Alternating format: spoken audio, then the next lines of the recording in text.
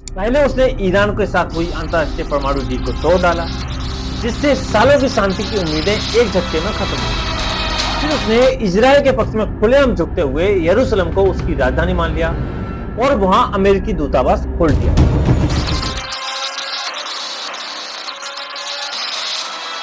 ये विस्फोट तब हुआ जब एलन मस्क ने जेफरी एप्स्टीन केस को लेकर एक्स पर एक पोस्ट किया।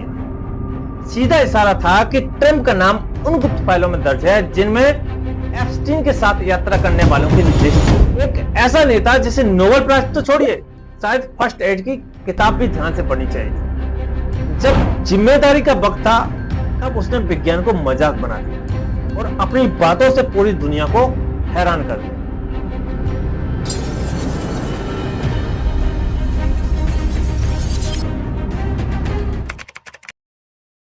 जो आदमी दुनिया को शब्दों, व्यापार और सैन्य धमकियों की आग में झोंक दे, वो शांति का नोबेल पुरस्कार कैसे मांग सकता है? वो मंच पर आता है, बाहें फैली हुई, बाल हवा में लहराते हुए, होंठों पर बनावटी मुस्कान, लेकिन आंखों में घमंड की चिंगारी और सत्ता का नशा साफ दिखाई देता है। फिर गर्व से कहता है, give me a Nobel prize for peace, शांति। ट्रंप से? जी हाँ, मैं बात कर रहा हूं अमेरिका के वर्तमान राष्ट्रपति डोनाल्ड ट्रंप की, जो खुद को पीस मेकर कहते हैं, लेकिन उनकी नीतियां शांति नहीं, दुनिया में अस्थिरता और बेचैनी की जड़ बन गई। उन्होंने एक एक कर वैश्विक समझौते तोड़े, जलवायु संकट से मुंह मोड़ा, नेटो जैसे सहयोगी संगठनों से टकराव लिया और भारत चीन जैसे देशों से ट्रेड वॉर छेड़ ली। उन्होंने संधियों को हथियार, सहयोगियों को मुहरे और विरोध को दुश्मन बना दिया। उनका नेतृत्व लोकतांत्रिक नहीं बल्कि तानाशाही जैसा रहा। जो उनसे असहमत हुआ उसे देशद्रोही बताया गया, जो सवाल पूछे उसे दबाया गया। ट्रंप की सोच वही है जो इतिहास के कुछ सबसे खतरनाक शासकों की थी, कि पूरी दुनिया उनकी मुट्ठी में होनी चाहिए। और आज वो व्यक्ति जो एक के बाद एक देशों में तनाव बढ़ाता रहा, दुनिया को विभाजित करता रहा, नोबेल पुरस्कार की बात करता है। किस लिए? देशों के बीच दीवार खड़ी करने के लिए, विज्ञान और तथ्य का मजाक उड़ाने के लिए, नफरत, डर और राजनीतिक भ्रम फैलाने के लिए। ट्रंप पीस मेकर नहीं, वो ग्लोबल डील ब्रेकर है। एक ऐसा अभिनेता जो दुनिया की राजनीति को तमाशा समझ रहे। उसकी स्क्रिप्ट में समझौते नहीं, साजिशें हैं, संवाद नहीं, धमकियां हैं, और शांति नहीं, सिर्फ सत्ता का खेल है। अगर नोबेल कभी मिला तो वो शांति के लिए नहीं बल्कि चेतावनी के तौर पर मिलना चाहिए, ताकि दुनिया याद रखे कैसे सत्ता का नशा शांति की परछाई भी निगल सकता है। एलन मस्क वो नाम जो सिर्फ कार नहीं बनाता बल्कि आने वाले युग को गढ़ता है। टेस्ला, स्पेसएक्स, न्यूरालिंक, उनकी सोच हर दिशा में भविष्य तलाशती है। और यही एलन मस्क कभी डोनाल्ड ट्रंप के सबसे करीबियों में गिने जाते थे। ट्रंप के चुनाव में समर्थन, रणनीतिक सलाह और आर्थिक नीतियों में सहयोग, सब कुछ ऐसा था मानो दो ताकतवर दिमाग एक विजन साझा कर रहे हो। ट्रंप ने एक बार कहा था कि Elon Musk is a national treasure, वो अमेरिका की राष्ट्रीय धरोहर है। लेकिन सत्ता की भूख और अहंकार ने इस दोस्ती को भी सौदे में बदल दिया। कुछ समय बाद वही ट्रंप टीवी कैमरों के सामने कहता है, एलन मस्क तो मेरी वजह से सफल है, वो तो मेरी रहा था। और फिर शुरू हुई सजा, टेस्ला के सभी कॉन्ट्रैक्ट पर रोक, ईवी सब्सिडी की कटौती और खुले मंचों पर एलन मस्क की बेइज्जती।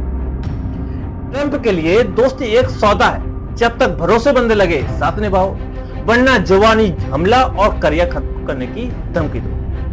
यह भाषा किसी शांतुदूत की नहीं बल्कि एक ऐसे तानाशाह की है जो वफादारी को बंधुआ समझता है और असहमति को गुनाह। असली विस्फोट तब हुआ जब एलन मस्क ने जेफरी एप्स्टीन केस को लेकर एक्स पर एक पोस्ट किया। सीधा इशारा था कि ट्रंप का नाम उन गुप्त फाइलों में दर्ज है जिनमें एप्स्टीन के साथ यात्रा करने वालों की लिस्ट।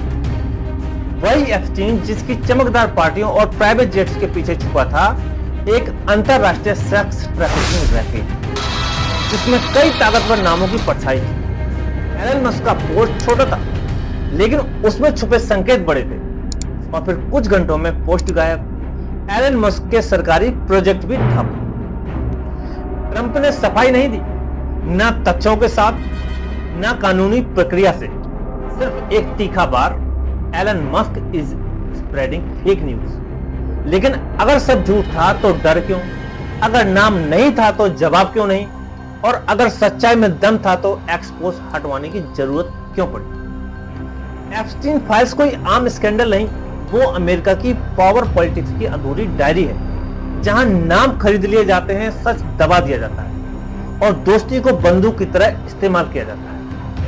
और जब साहसी उनके नाम से पर्दा उठाता है तो सत्ता उसे मिटा देना चाहिए। डोनाल्ड ट्रंप, जिसने दोस्ती को सौदा और सच्चाई को दुश्मन बना दिया, क्या वही नेता शांति का नोबेल पुरस्कार चाहता है? सन 2024 की एक सर्द सुबह जब यूक्रेन के राष्ट्रपति वोलोदिमीर ज़ेलेंस्की व्हाइट हाउस पहुंचे, उम्मीद थी कि उन्हें सम्मान मिलेगा, एक युद्धग्रस्त देश के नेता के तौर पर जो लोकतंत्र और स्वतंत्रता की लड़ाई लड़ रहा था। लेकिन ट्रंप ने फिर वही किया जो उसकी आदत में, ताकत की कुर्सी पर बैठकर इंसानियत को कुचलना। प्रेस कॉन्फ्रेंस के दौरान ज़ेलेंस्की की मौजूदगी में ट्रंप ने हंसते हुए ताना मारा, ये तो वही लोग हैं जो हमेशा भीख मांगने आते हैं।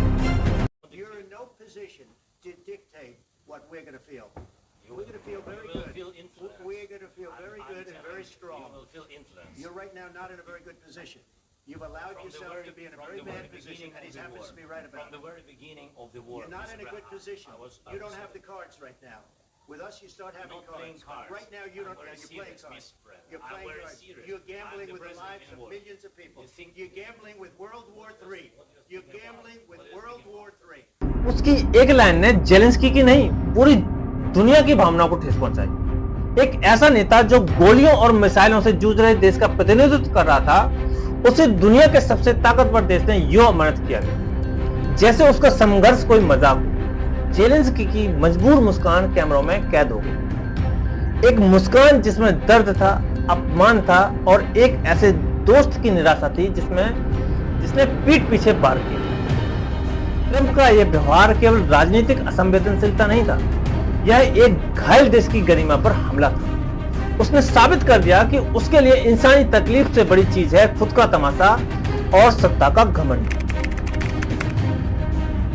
डोनाल्ड ट्रंप ने सिर्फ भाषणों और एक्सपोस्ट से हमला नहीं किया, उसने पूरी दुनिया को एक ऐसी ट्रेड वॉर में झोंक दिया जिसकी आंच से ग्लोबल इकोनॉमी हिल गई। अपने अमेरिका फर्स्ट एजेंडा के तहत ट्रंप ने चीन पर भारी टैरिफ लगाए, जिससे अमेरिका और चीन के बीच $500 बिलियन की ट्रेड वॉर छिड़ गई। जवाबी कार्रवाई में चीन ने भी अमेरिका प्रोडक्ट्स पर टैक्स लगाया, जिससे अमेरिकी किसानों की कमर टूट गई, महंगाई बढ़ी और सप्लाई चेन बुरी तरह से प्रभावित हुई। दुनिया की आर्थिक स्थिरता ट्रंप की आक्रामक नीति के नीचे डगमगाने लगी। भारत भी इस खेल में अछूता नहीं रहा। ट्रंप ने जनरलाइज सिस्टम ऑफ प्रेफरेंसेस (जीएसपी) टैक्स के छूट समझौते को रद्द कर दिया, जिससे भारत की 3500 से ज्यादा स्मॉल और मीडियम स्केल इंडस्ट्रीज बुरी तरह से प्रभावित हुई। टेक्सटाइल, लेदर, इंजीनियरिंग जैसे सेक्टर में नुकसान हुआ और भारत से अमेरिका को होने वाला सस्ता निर्यात महंगा पड़ गया। ट्रंप ने इसे फेयर कंपटीशन कहा, लेकिन असल में ये ग्लोबल साउथ पर दबाव की राजनीति थी, जिसमें बड़े देश छोटे देशों से बराबरी की उम्मीद तो करते हैं, लेकिन खुद फायदे में रहना चाहते हैं।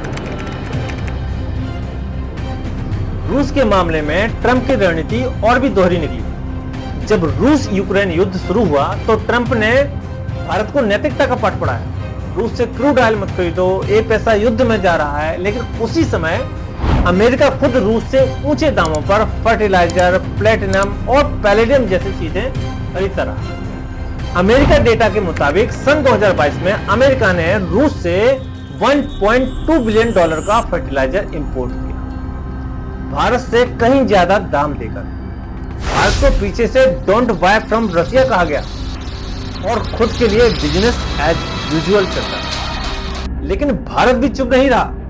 हमारे विदेश मंत्री ने पूरी शालीनता लेकिन स्पष्टता के साथ इसका जवाब दिया, तथ्यों और सबूतों के साथ। और यही जवाब जब एक अमेरिकी पत्रकार ने जाकर ट्रंप से पूछ लिया तो ट्रंप का जवाब था कि मुझे पता करना पड़ेगा।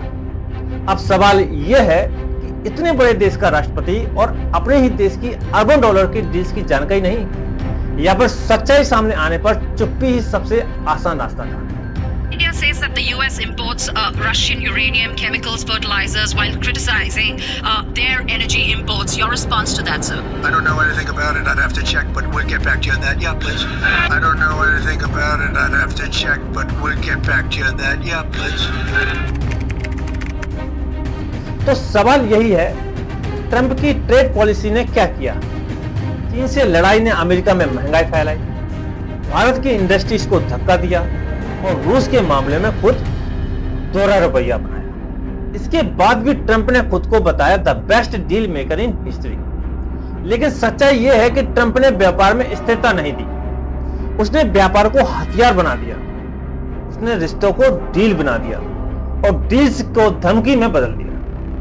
जब दुनिया का एक ताकतवर देश भारत पर 25% और फिर 50% टैरिफ लगा देता है तो वो सोचता है कि भारत में दबाव आ जाएगा, लेकिन शायद वो नहीं जानते ये अब नया भारत है। ये वो भारत है ये जो न दबता है न झुकता है, बल्कि जवाब देता है, वो भी मजबूती से और गरिमा के साथ। और जब बात आत्मसम्मान की हो तब हमारे नेता जो कहते हैं वो सिर्फ शब्द नहीं होते, वो इतिहास की गूंज बन जाते हैं।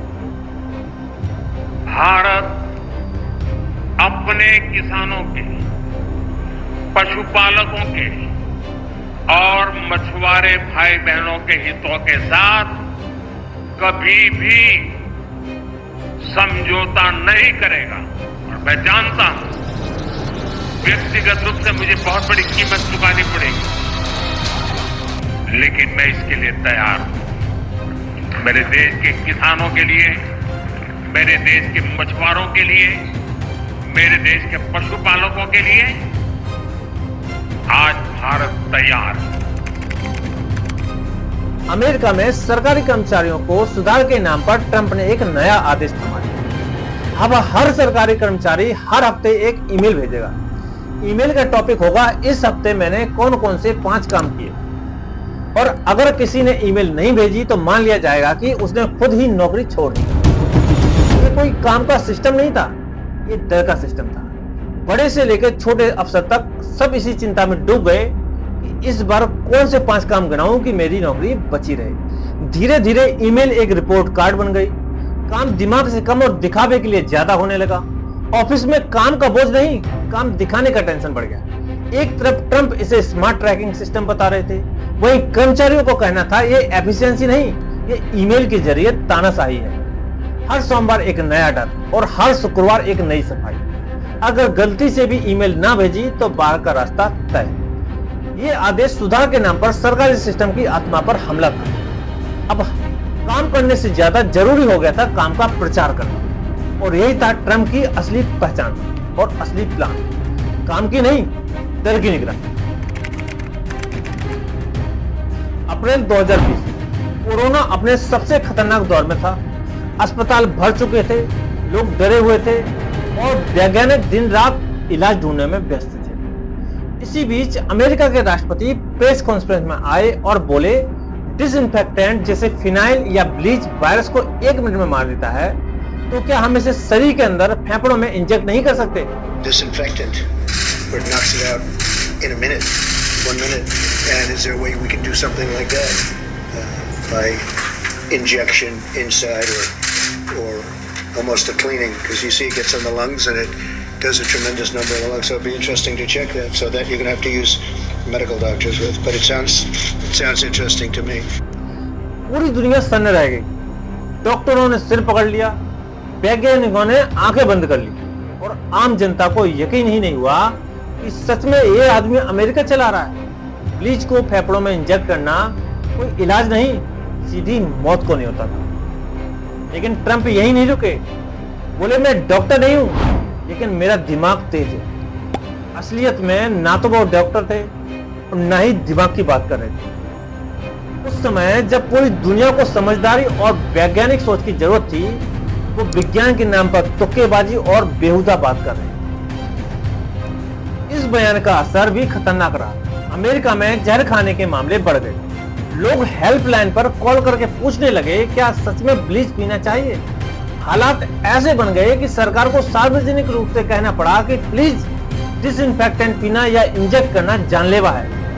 इस पूरे घटनाक्रम ने दिखा दिया कि एक लापरवाह शख्स जब सबसे ऊंचे पद से निकले तो सिर्फ मजाक नहीं होता, जिंदगियों के साथ खिलवाड़ बन जाता है। जब पूरी दुनिया को एक समझदार, स्थिर और वैज्ञानिक सोच वाला नेता चाहिए था, तब अमेरिका को मिला एक ऐसा आदमी जिसे लगा कि कोरोना का इलाज शायद ब्लीच के इंजेक्शन से हो सकता है। महामारी के उस डरावने माहौल में जब हर देश उम्मीद की तरफ देख रहा था, ये नेता ऐसी बात कर रहा था जो न सिर्फ हास्यास्पद थी बल्कि जानलेवा भी साबित हो सकती थी। एक ऐसा नेता जिसे नोबेल प्राइज तो छोड़िए, शायद फर्स्ट एड की किताब भी ध्यान से पढ़नी चाहिए थी। जब जिम्मेदारी का वक्त था तब उसने विज्ञान को मजाक बना दिया और अपनी बातों से पूरी दुनिया को हैरान कर दिया। एक दिन व्हाइट हाउस की छत पर ट्रंप टहलते दिखे, कैमरे जूम हुए, पत्रकारों ने सवाल किया, आप छत पर क्यों घूम रहे हैं? ट्रंप रुके, मुस्कुराए और बोले, मैं यहां पर न्यूक्लियर मिसाइल लगा रहा हूं।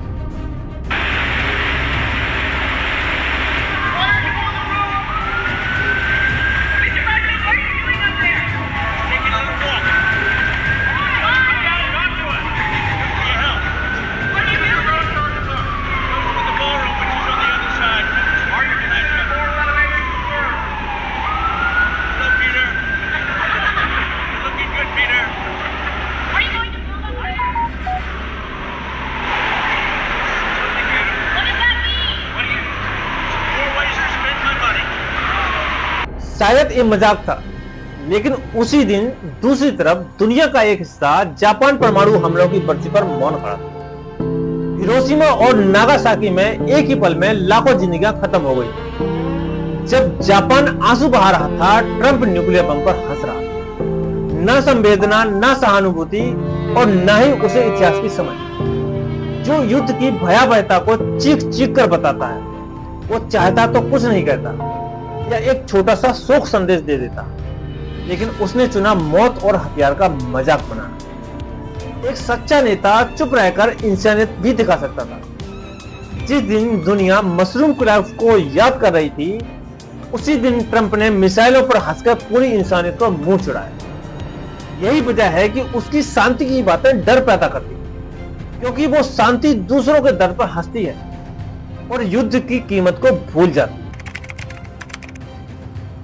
मिडिल ईस्ट जो पहले ही बारूद के ढेर पर बैठा था और ट्रंप ने उसमें माचिस की तीली फेंक दी। अमेरिका के राष्ट्रपति बनने के बाद ट्रंप ने एक के बाद एक ऐसे फैसले लिए जिसने ईरान और इजराइल के बीच तनाव नई ऊंचाई पर पहुंच गया। पहले उसने ईरान के साथ हुई अंतरराष्ट्रीय परमाणु डील को तोड़ डाला, जिससे सालों की शांति की उम्मीदें एक झटके में खत्म हो गई। फिर उसने इजराइल के पक्ष में खुलेआम झुकते हुए यरूशलेम को उसकी राजधानी मान लिया और वहां अमेरिकी दूतावास खोल दिया। यह सिर्फ एक कूटनीतिक फैसला नहीं था, ये एक सिरे से आग लगाने वाली चाल थी। इसके बाद ईरान और इजराइल में जुबानी जंग नहीं, सीधी सैन्य धमकियों का दौर शुरू हो गया। एक तरफ से ड्रोन हमले, दूसरी तरफ से मिसाइलें और बीच में आम इंसानों की जिंदगी। ट्रंप ने शांति की जगह एक ऐसी नीति अपनाई जिसमें दोस्ती एक तरफा थी और दुश्मनी सबके लिए। उसने जो बोया उसका असर अब पूरी दुनिया भुगत रही है। एक छुपी हुई जंग जो कभी भी खुलकर भड़क सकती है। ट्रंप के कार्यकाल में अमेरिका का विदेश नीति विभाग कम और बारूद का गोदाम ज्यादा लगने लगा। सिर्फ ईरान और इजराइल ही नहीं, ट्रंप ने सीरिया में भी हालात बद से बदतर कर दिए। उसने वहां अचानक अमेरिकी सेना हटाकर मैदान दुश्मनों के हवाले कर दिया, जिससे खुद सहयोगी असहाय रह गए और तुर्की ने उन पर हमला बोल दिया। अफगानिस्तान में उसने बिना ठोस तैयारी के समझौते किए, जिससे तालिबान को खुली छूट मिल गई और शांति के बजाय अफरा भी बढ़ गई। उत्तरी कोरिया के साथ उसकी डिप्लोमेसी कभी हंसी मजाक तो कभी मिसाइलों में उलझी रही। और चीन के साथ ट्रेड वॉर ने पूरी दुनिया की सप्लाई चेन हिला दी। हर जगह एक ही पैटर्न देखने को मिला, पहले आग लगाओ फिर खुद को फायर फाइटर दिखाओ। अब ट्रंप दुनिया के सामने खड़ा होकर कहता है, give me a Nobel prize for peace. लेकिन सवाल उठता है, किस बात के लिए? उस ईरान इजराइल तनाव के लिए जिन्होंने उसको हवा दी, सीरिया जैसे देशों में हालात और खराब करने के लिए। ट्रंप की नीतियां शायद सीधे युद्ध नहीं लाती, लेकिन वो जमीन को इतनी सूखी छोड़ देते हैं कि बस एक चिंगारी ही काफी है पूरी दुनिया को जलाने के लिए। वो खुद को पीस मेकर कहते हैं, लेकिन असल में वो सिर्फ एक बिजनेसमैन है। जिन्हें हर रिश्ते में मुनाफा और हर दोस्ती में सिर्फ सौदा दिखता है। मेक अमेरिका ग्रेट अगेन का नारा देकर उन्होंने सत्ता तो पाली, लेकिन आज अमेरिका के ही लोग खुद को ठगा हुआ महसूस कर रहे हैं, क्योंकि उनके सपनों की कीमत पर ट्रंप ने अपनी डील पूरी की। अब सवाल यह नहीं है कि ट्रंप को नोबेल पुरस्कार मिलना चाहिए या नहीं, बल्कि डर इस बात का है कि वो कहीं इतिहास में वर्ल्ड वॉर 3 का सूत्रधार बनकर ना उड़ जाए, क्योंकि जहां ट्रंप का कदम पड़ता है वहां अमन की जमीन कांपने लगती है और शांति बस एक मुखौटा पहनकर रह जाती है। ट्रंप द पीस मेकर एक ऐसा वैश्विक ड्रामा जिसकी स्क्रिप्ट की हर लाइन में साजिश है और हर सीन में स्वार्थ और अंत में सिर्फ तबाही।